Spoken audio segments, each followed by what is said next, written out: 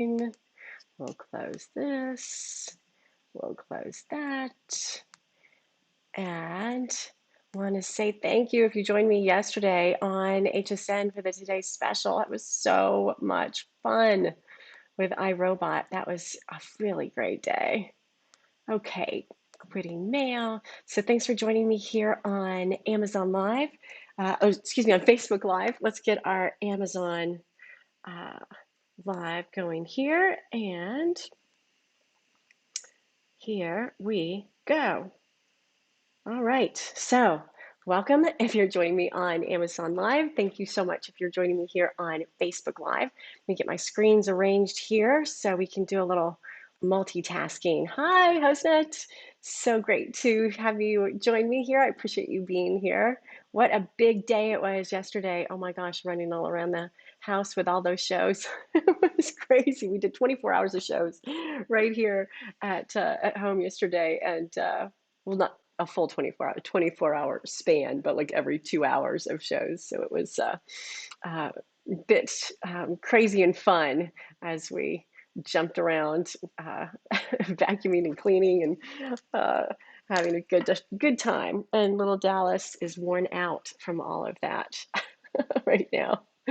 All right, so let's get this party started. So every day at noon, even yesterday, though I was a little bit crazy breathless, I was able to do a book review for you. So it's been my privilege. What I did this year is I decided to make a New Year's resolution. Instead of like working out and breaking that promise, I decided, you know what I'm going to do? I'm going to read a book a day, a motivational, a positive book, and as my accountability practice, share back what I've learned about that book right here on a live chat format. So I've chosen to do this on Amazon Live, on my Facebook page, as well as on YouTube Live. So today, the book is The Big Leap. This is a book by Gay Hendricks. I admire very much his work, and I love what he does in terms of mindset and thinking. So I want to say hello. Thanks for joining me. It's so nice to see people showing up in the chat rooms. I love this.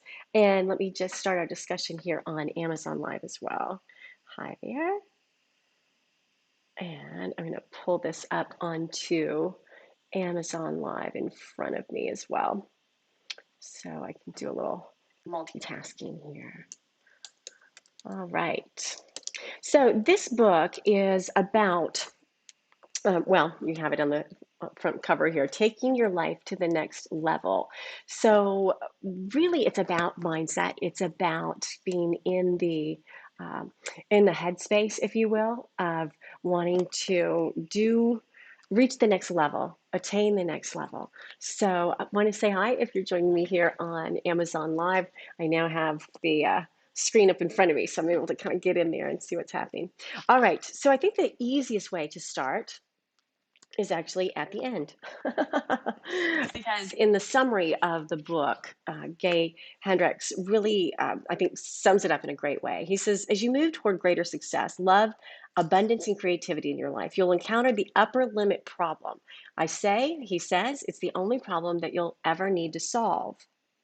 The problem, though challenging, brings a priceless gift hidden with it. The gift reveals itself as you explore and solve the problem. It's that special kind of relationship, living in connection with the source of genius that is inside you.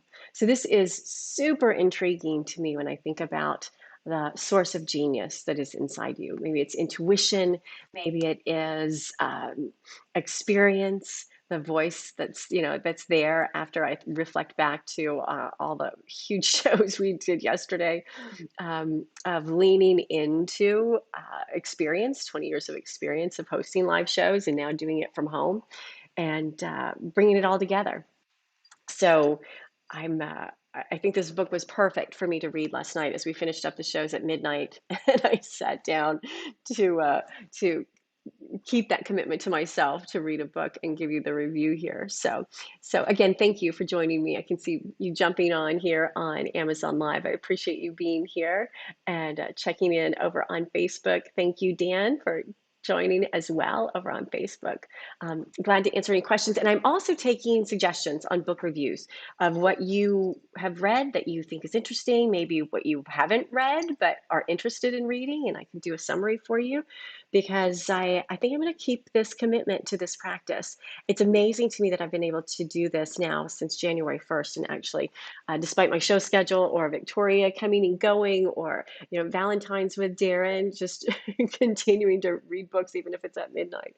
So it's great for my mindset too. So, all right. So the upper limit, we'll get right to it. The upper limit is our universal human tendency to sabotage ourselves when we have exceeded the artificial upper limit we have placed on ourselves. So when I read this book, I thought, yeah, what is that limit that I've put on myself? What is that, um, that glass ceiling? Maybe people refer to that in sort of some notion of this. He says the upper limit problem is caused by too low a thermostat setting on our ability to achieve and enjoy our ultimate success. Um, my sweet Darren follows uh, a YouTuber who always talks about his thermostat being set too low, and I think that it's a great analogy, right? Like, what is that comfort zone that you have a level of what you think you can achieve, and then you don't ever go beyond that.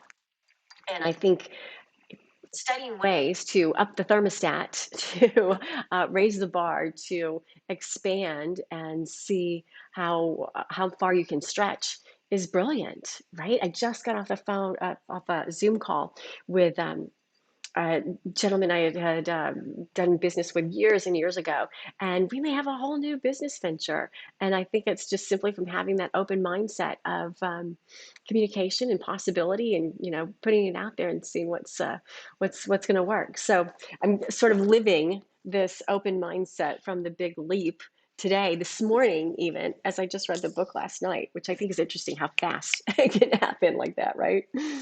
The upper limit problem is caused by too low a thermostat setting on our ability to achieve and enjoy our ultimate success. The thermostat gets set low early in our lives at a time when we couldn't think for ourselves. Later, as we dream about big goals and move up into the realms of love, abundance, and creativity that are above our old thermostat setting, we bump up against that artificial lid that was placed there and our success through unconscious childhood decisions. Unless we solve the problem of our upper limit problem, we will keep finding ways to bring ourselves back down when we've blown past our old setting.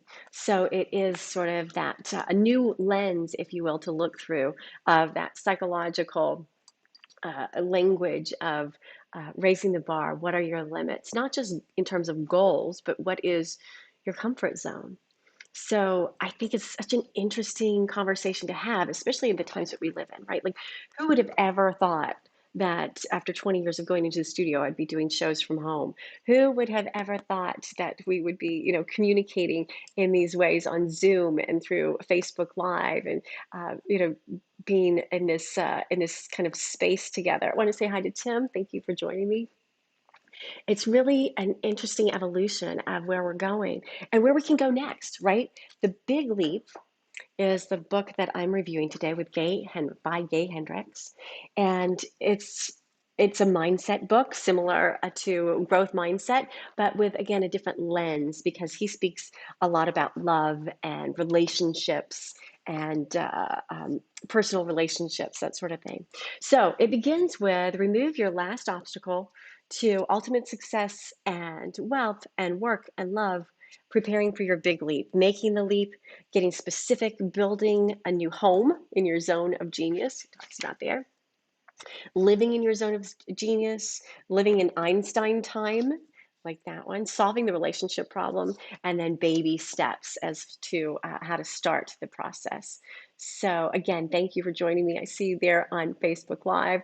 Pop over here to Amazon Live. Thank you for joining me on Amazon Live as well. All right, so let's dig in.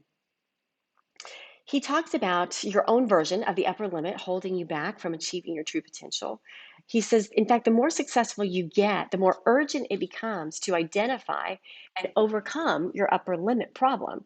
If you don't clear the upper limit problem out of your way, it will drag you until the day you die. So I started thinking about this. Where is that upper limit, like ceiling for me? What is, the array of different projects that I'm working on. I have a video series about video tips and how to be comfortable in front of the camera based on 20 years of hosting live shows. I have a jewelry project that I'm working on. I have my live shopping shows that I'm doing. And I realized I might have my own limit in having too many projects going on, because people talk about, just buckling down on a small number of projects, maybe doing them sequentially instead of all at the same time. And hopefully this summary will kind of get you thinking too about what is it that you could have possibility to do, not just in terms of tangible goals, like the exact, this is what I want to do this year, but creative, what is it that you would want to draw into your life, or what projects would you want to create? This is such a great time of creativity. Now that we're working from home, we have more time, at least the commute time that used to be there, right? Now we can spend that time in whatever ways that we choose. So hopefully this summary will inspire you to move in that direction. All right, let's get to it. He talks about the quality that he most appreciates is an openness to learning. And I have to say, if there is one thing that I aspire to, it is an openness of learning. I like to think in a lot of ways I'm open to learning, and then I realize in a lot of ways I am stuck in my own way. And just the awareness of that is the beginning, right? Just opening up that possibility that I could be wrong, or maybe I need to learn more, or maybe it's just a matter of curiosity, um, sets me in a direction, a trajectory to actually learn more. So preparing for your big leap, the one problem and how to solve it. Am I willing to increase the amount of time every day that I feel good inside?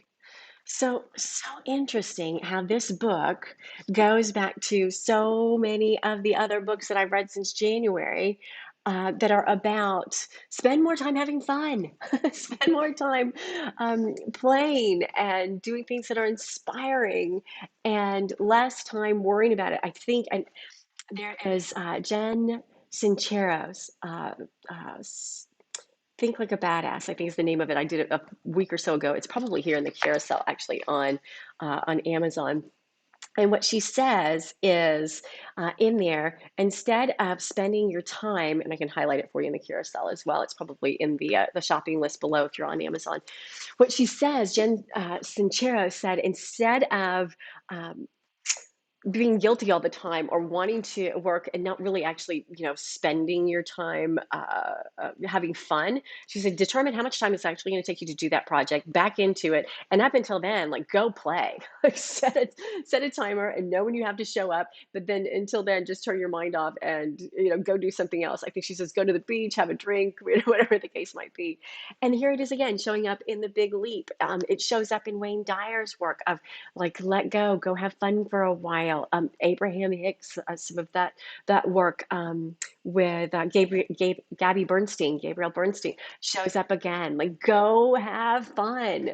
So the more I'm reading these inspirational books, and some of them leaning into business as well, the more it talks about a theme that I'm starting to see run through them, and that is we need to have more fun. So I love that. I love that, because that to me is like the golden ticket when you think about, wow, could the answer really be to just goof off? Wow, that's great, right?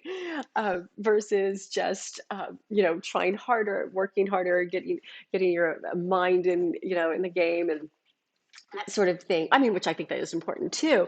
But if it really is a simple secret of just go goof off for a while, I think I'm going to drink that Kool-Aid. Okay, so am I willing to increase the amount of time every day that I feel good inside? Am I willing to increase the amount of time that my whole life goes well? Well, yeah. Am I willing to feel good and have my life go well all the time? I think I'm in. And thus my interest was piqued here in The Big Leap by Gay Hendricks. That's the book we're reviewing here. All right. So, are you willing to take the big leap to your ultimate level of success in love, money, and creation contribution? He cites examples of various stories, which I love. Usually, the stories I leave out of my summaries because I think that's when the author's words come to life, right? When they're sharing these beautifully written stories of salient examples of the principles, if you will, of what are in these book summaries. So oftentimes I just try to parse out the main points for you and then allow you to pick it up on your own to read the stories. He says, when you consider the possibility of consistently feeling good and having things go well in your life all the time, you may find yourself thinking, that's not possible. If so, I understand. I once felt that way too. I urge you, though, not to waste much of your precious time worrying about whether it's possible. I've proven beyond a shadow of a doubt that it is. The only relevant question is whether you will let it be possible for you. I think that's pretty cool. Will we let it be possible for us to have a great life, to let things in, to be happy? To what is the first question? The first question, am I willing to increase the amount of time every day that I feel good? This is one self-help book that I can buy into for sure. Okay, the only relevant question is whether you will let it be possible for you. If you would be willing to accept that possibility, you're on the way to experiencing real magic in your life. Remember Big Magic with Elizabeth Gilbert, how she was talking. It's another book review. I think it's probably in the book carousel here on Amazon Live, where she was talking about the genius and getting into that zone, if you will. More the language here of the zone of genius in the Big Leap, but similar concept, right? The muse, the way through. There's only one way to get through the fog of fear, and that's to transform it into clarity of exhilaration. One of the greatest pieces of wisdom I've ever had comes from Fritz Perls, MD, the psychiatrist and founder of Gestalt therapy. He said, fear is excitement without the breath. Here's what this intriguing statement means. The very same mechanisms that produce excitement also produce fear, and any fear can be transformed into excitement by breathing fully into it. So we've heard this time and time again, right? The switch that goes from fear to excitement, excitement to fear, preferably in the opposite direction, from fear to excitement. I haven't yet experienced how to flip that switch, but I do understand there's a level of physicality that comes with that, right? That kind of you sense it and you're like, what's going on there? And flipping that switch. So interesting concept.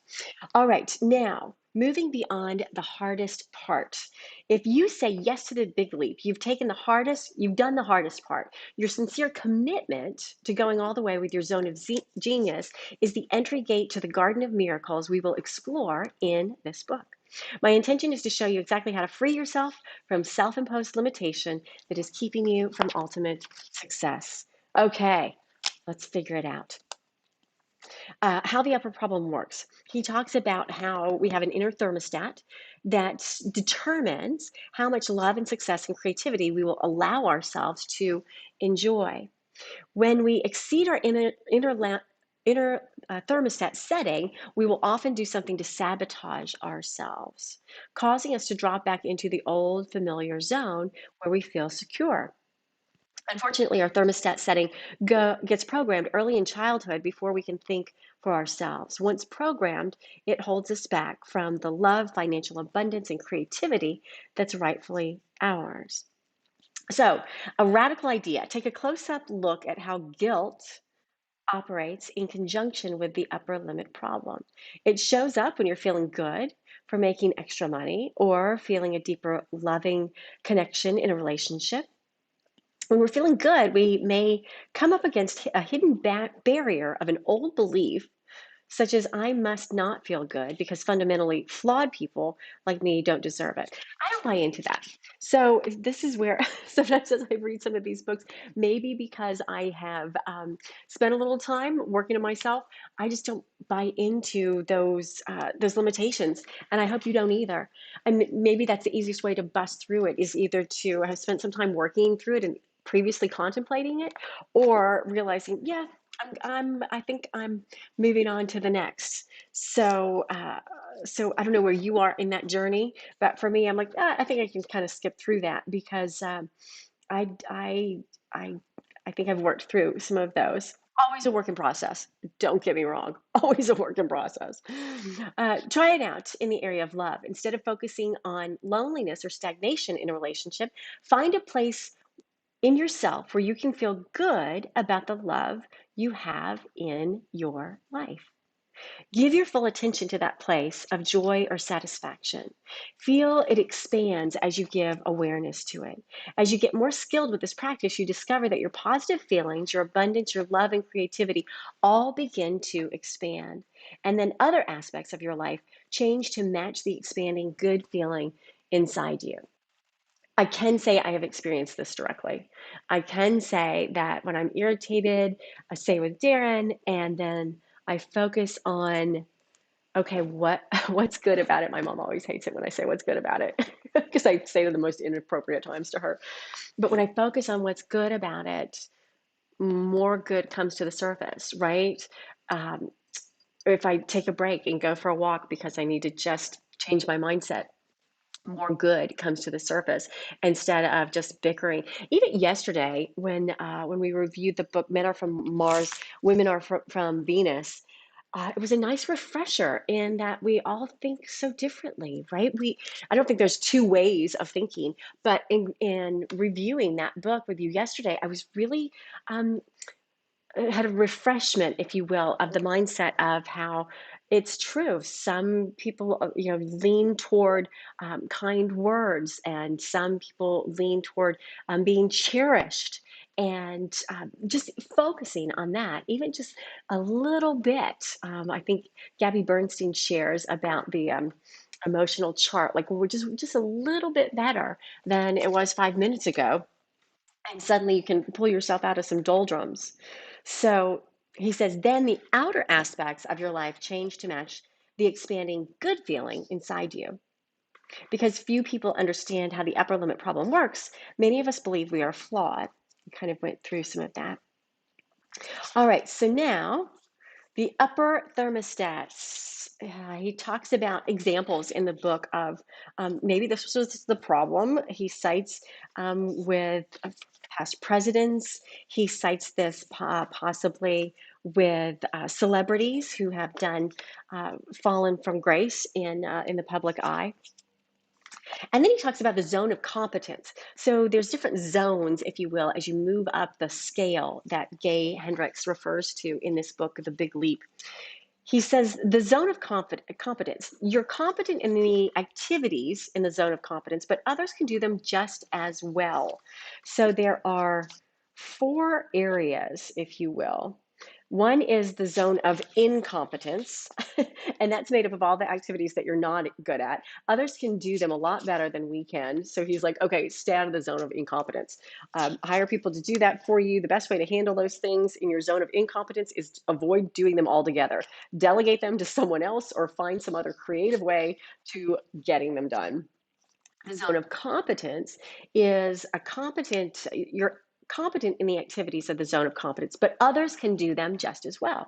Successful people often discover that they expend far too much energy in this zone. So you can do great work, but it's the same work that somebody else can do. Here's where I got really interested in the book last night. Then he said there's the zone of excellence. In the zone of excellence, there are activities that you do extremely well. You make a good living in your zone of excellence. For successful people, the zone is a seductive and even dangerous trap. To remain in this zone is to hobble yourself from taking the leap into your zone of genius. So I'm thinking, wait a minute. So if this is a zone of excellence and these are the activities that I do extremely well, I would think it's a good idea to stay there, right? Wouldn't that be kind of still okay? The temptation is strong to remain in the zone of excellence. It's where your own addiction to comfort wants you to stay. Interesting. It's also where your family, friends, and organization want you to stay. You're reliable there. You provide uh, oh, I love it. Jay Shetty on Facebook. How cool. I love it. So nice to see you here. I am so excited because I love Jay Shetty's work. Oh my goodness, that was one of the books that I reviewed, and so excited to be able to share those principles of Think Like a Monk. It really was a surprisingly enlightening book to me. Surprising, I guess it shouldn't be. I just didn't expect it to be as powerful as it was, right? And it was super powerful. So really, really excited to see our communication here and to see the beautiful work that you put into the world. Thank you for being here. All right, the zone of excellence. Now let's leap over to the zone of genius. Liberating and expressing your natural genius is your ultimate path to success and life satisfaction. Your zone of genius is the set of activities you are uniquely suited to do. They draw upon your special gifts and strengths. Your zone of genius beckons you with increasingly strong calls as you go through your life. Fascinating. I want to just say hello. So happy you are here and love the insights that you might want to share along these lines as well as you have dug into a lot of this, probably more than I have. But I love the concept here. So the call to genius is the name I've given to these inner promptings. So again, it's Gay Hendricks with the big leap. The call to genius is the name I've given to these inner promptings.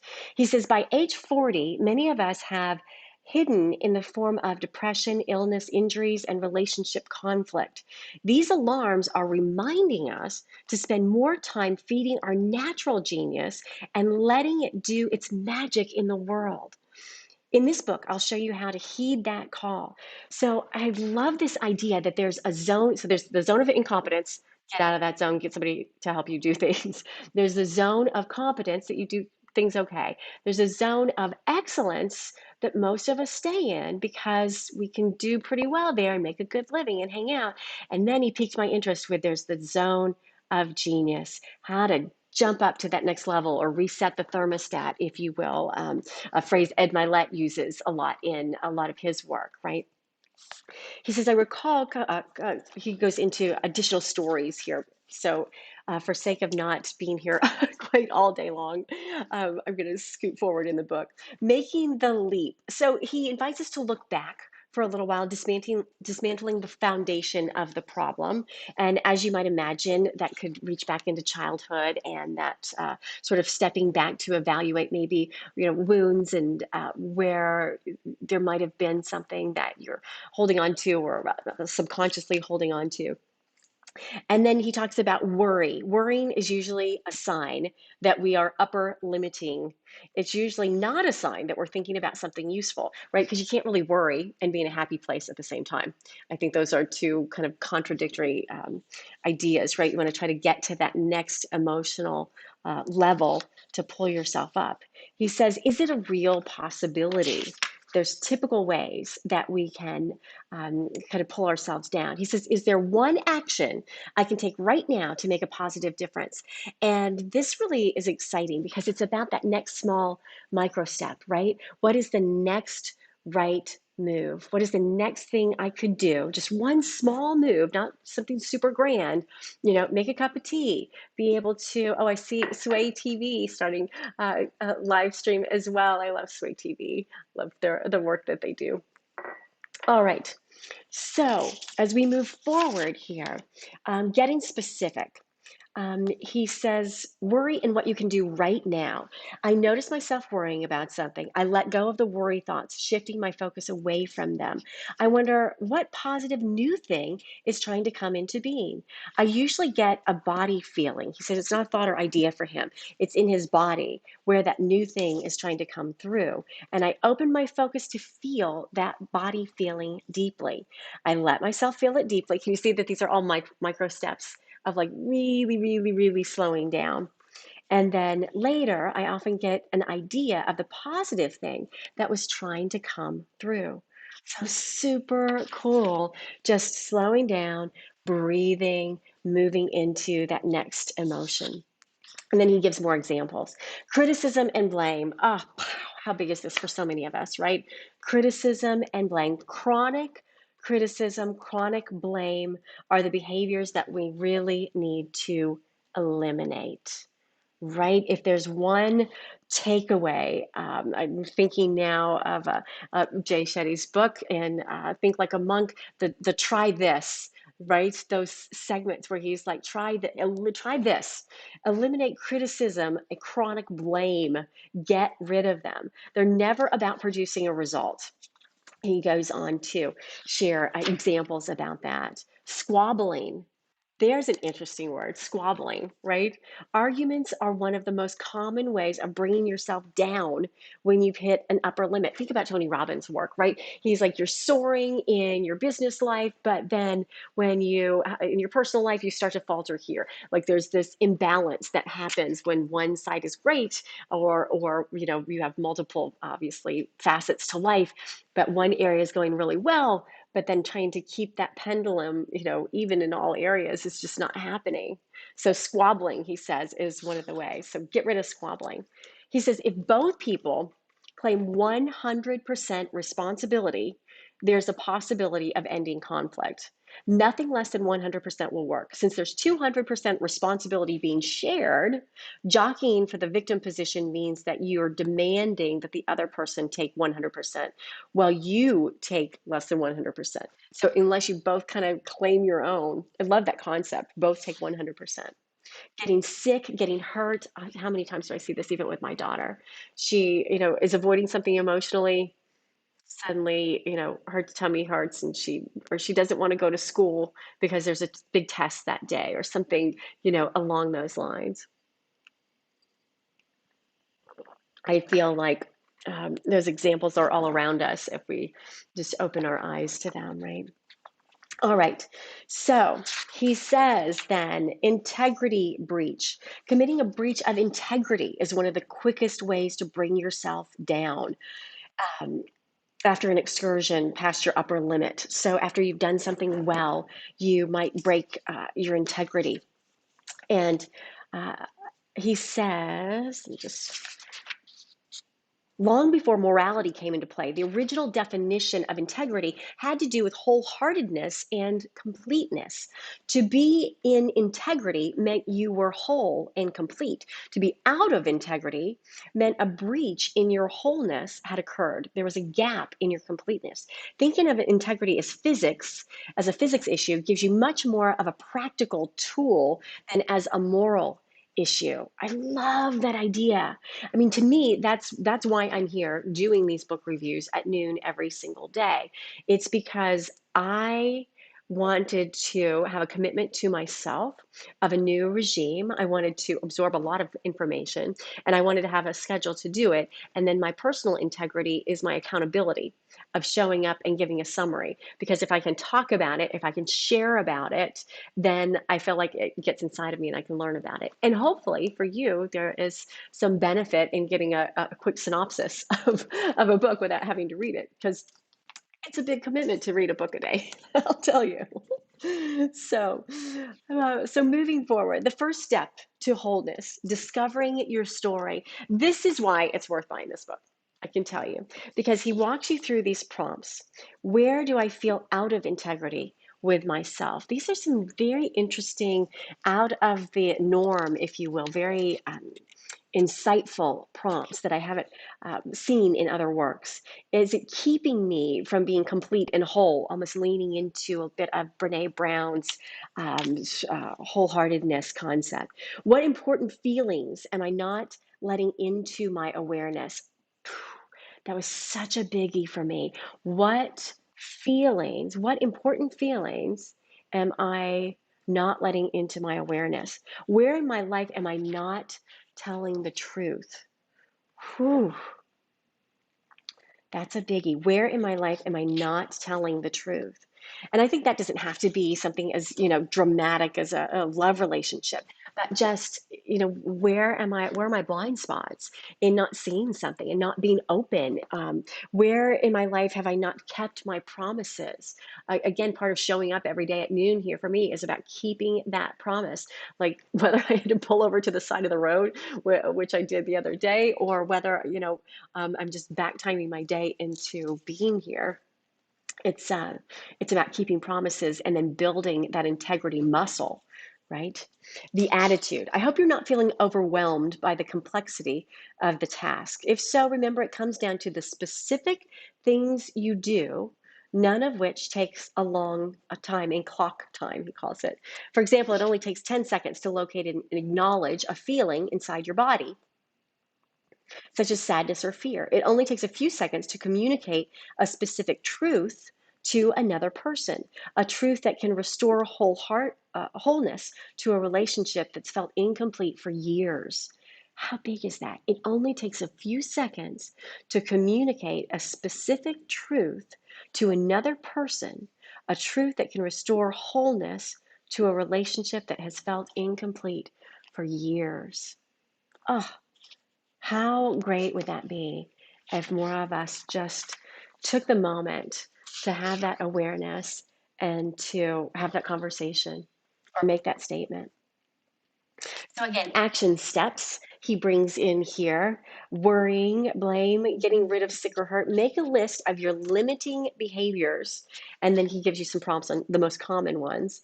And then he says, okay, let's figure out what to do about that. Consciously let yourself make more room in your awareness for abundance, love, success. Use your resources of your whole being, not just your mind.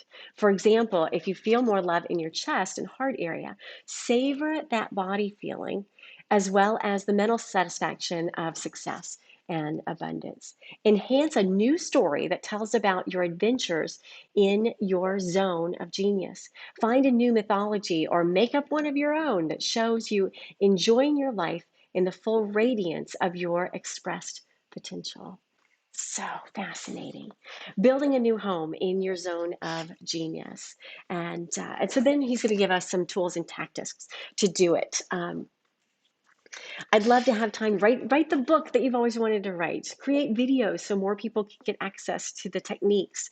I love to have more of an impact in the world. For me, that would be check, check, check. As part of the process. That's why I'm here. And I want to take a moment to say thank you for being here with me. Whether you're joining me on Amazon Live or on Facebook Live or on YouTube Live, I'm so grateful that you would take a moment out of your day and find this information as valuable as I do, thinking about those breakthroughs that we could have, how to reset our mindset to a higher level. I think that is the key to making those incremental changes. What is the book Atomic Habits that I reviewed early in the year? I think it was the first week of January, talking about what to how to have those micro habits, those small, teeny little habits, but day by day by day by day, taking us up a level, getting us to the trajectory, right, of where we want to go. Same concept of Stephen Covey and his 7 habits of highly effective people, like staying on that path and getting to that goal just by those smaller micro movements. What work do I do that doesn't seem like work? I can do it all day long without ever feeling tired or bored. For me, that's being right here. It's being right here, doing live videos like I've done for 20 years, except for now, my heart is overwhelmed because the topic I can choose for myself. And so I thought if I could talk about anything, I'd love to talk about ideas. And so, in talking about ideas, what better way to do it than to talk about books that are inspiring ideas? I mean, I can sell anything. I've done that for the last 20 years. Now, what a privilege that I could do this all day long. And my goal is to expand with some of this and spend more time, right? Doing exactly what he said. What do you love to do the most? Do more of that. Am I willing to increase the amount of time every day that I spend feeling good inside? Yes. How do I do that? Showing up right here and reading something inspirational and sharing it with you and expanding on that work. All right. What is my unique ability? There's a special skill I'm gifted with. This unique ability, fully realized and put to work, can provide enormous benefit to me and any organization I serve. So here's where it gets tricky for me because if I think about if we're all special, nobody's special. So those concepts I'm kind of parsing around in my mind as I'm working my way through this chapter. But I do love his concept that there is something unique that we can connect with inside of ourselves. So he says, then there's a series of prompts. I'm at my best when I am, fill in the blank. When I'm at my best, the exact thing that I'm doing, and he gets it right down to the exact detail. Even go deeper with a sentence like this one. When I'm doing that, the thing I most love about it is, and you can fill in the blank. All right, living in Einstein, creating time for the full expression of your genius. For your life to work harmoniously, you need to develop a harmonious relationship with time. Isn't that the truth? After doing 24 hours of live shows here yesterday, reading this book at midnight, I can tell you my relationship with time is sometimes a little crack-a-lacka. But how great is it that I've chosen to decide, okay, this is what's important to me. And so I've arranged my time around doing this. And it seems like everything falls into place. I chose noon because my daughter's at school during the day. Darren is at the office during the day. This is the one time that I thought I can back into, that I can commit to. And after a month and a half in, I've done it. And so I say that not to brag about myself, but to inspire you and to see what is it that you could sort of commit to where that time sort of lines up around it, right? For your life to work harmoniously, you need to develop a harmonious relationship with time. Love that. All right. You You're where time comes from. When you make the shift to Einstein time, you experience a major surge in your productivity, creativity, and enjoyment. The shift takes place the moment you embrace one profoundly simple truth. You are where time comes from. I don't know that I can entirely understand that concept, but just the thought of it really inspires me to think more about it. you know, the simplicity and the complexity at the same time, right? You are where time comes from. So inspiring to think more about. Embrace and embody this truth, and you can experience a quantum jump in productivity in free time. It works so well, it may seem like magic, but it's based on a solid science inspired by Einstein's physics. Once you understand that you are where time comes from, you have the power to make as much of it as you want. You're the boss. I know that this might sound strange, and I promise this is the way time actually works.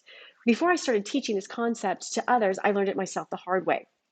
And he gives this example of 20 years ago when he was stressed, he discovered that his stress and frustration occurred because he had time all wrong.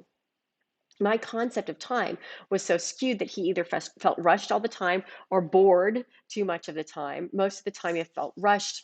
How many times have we all felt that, right?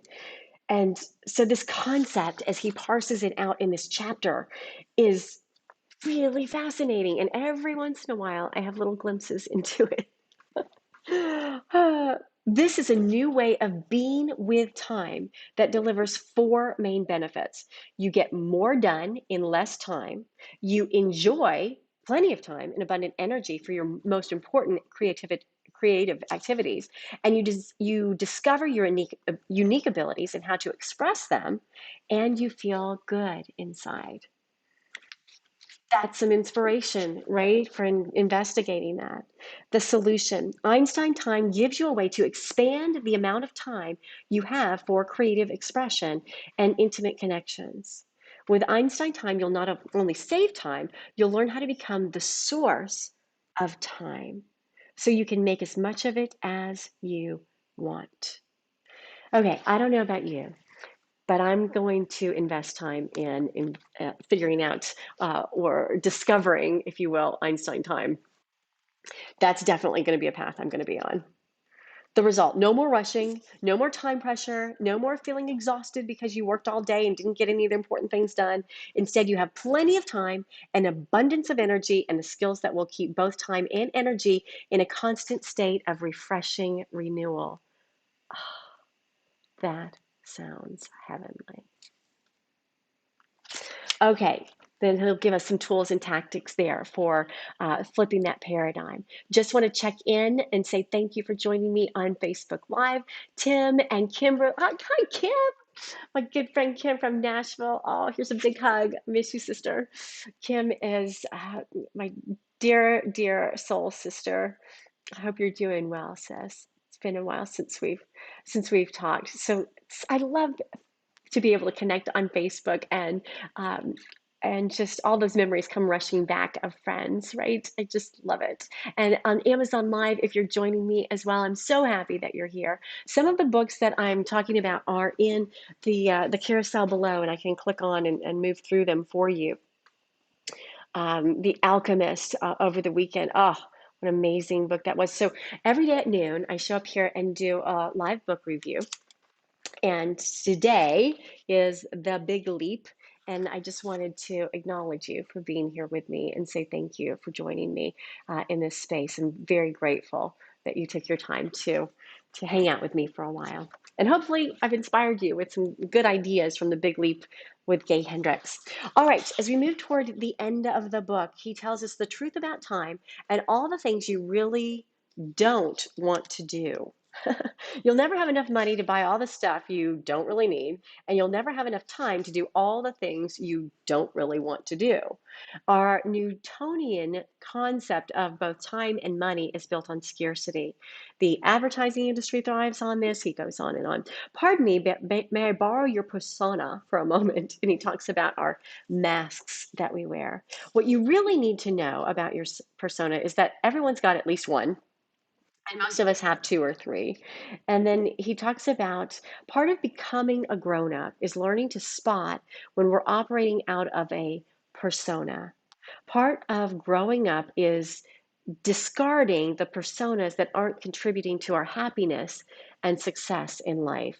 So if I'm getting it, it's about not being fake, right? Like stopping all of that nonsense, right? And just being real. Part of growing up is discarding the personas that are not contributing to our happiness and success in life. The rebel may wake up at 25 and realize the same amount of effort it takes to rebel against authority can be rechanneled into getting positive attention from authorities. I know, I'm one of them, says Gay Hendricks. And he goes on to different examples. All right, Einstein time. When we switch to Einstein time, we take charge of the amount of time we have. We realize that we're where time comes from. We embrace this liberating insight. Since I'm the producer of time, I can make as much of it as I need. So, where am I taking full ownership? What am I trying to disown? There's an interesting twist to the question. What aspect of my life do I need to take full ownership of? And how to begin? Begin with time itself. Do whatever it takes to get yourself in harmony with the reality that you are the source of time. Once you're convinced, start acting as if it's true. A simple way to begin is to put yourself on a radical diet, complete abstinence from complaining about time. Okay, that's doable, right? Just no more complaining about time. Instead of just no more complaining, period, no more complaining about time, that micro step. This courageous move will take you out of the victim position in regard to time. When you stop complaining about time, you cease perpetuating the destructive myth that time is a persecutor and that you are a victim. Oh my gosh. Right? Like the crazy psych triangle of victim, persecutor, that sort of thing. Not being a victim of time. Okay, so he says, stop doing that. One particular phrase I'd like you to eliminate is, I don't have time to do that right now. Like many of us, you probably use it often. He says, the sensation of time pressure. Notice what time pressure feels like in your body. Think of it as a sensation like hunger. We usually register hungry as a gnawing, unpleasant contradiction in the middle of front of our bodies. And he goes on then. As I tune into the being in a hurry feeling, inside my body, I feel a surge of awareness. I realize it's not being in a hurry that is the real source of the feeling. It's the feeling of creative ferment happening inside me. I love the slightly chaotic inner feeling of having a bunch of interesting things to find out, of asking big questions and waiting for answers to appear, of not quite having figured things out I'm passionately interested in. That's when I feel most alive, and I like having that feeling of aliveness all the time.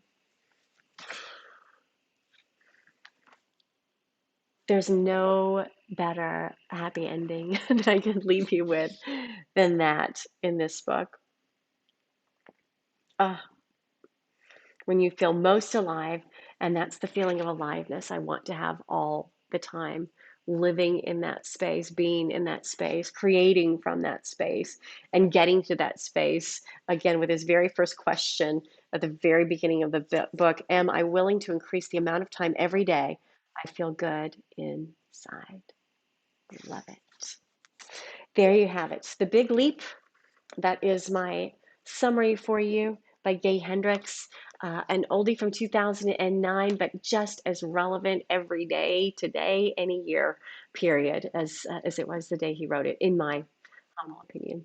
So I hope you have enjoyed time here. I certainly enjoy being with you every day at noon and doing this as a practice. And I want to say thank you so much for being here. And Jay, Jay Shetty on Facebook. Love seeing you. Love having our chats here on Amazon and over here jumping to Facebook. Want to say thank you for being here, Heather. So glad that you're here. And again, I'll leave the name of the book and the link so you can find it if you're joining on YouTube or on Facebook Live as well. All right, until then, I will see you tomorrow at noon for another book review. And have a happy day today. Go play. I think that might be my new motto for the year. Go play. All right. We'll see you next time.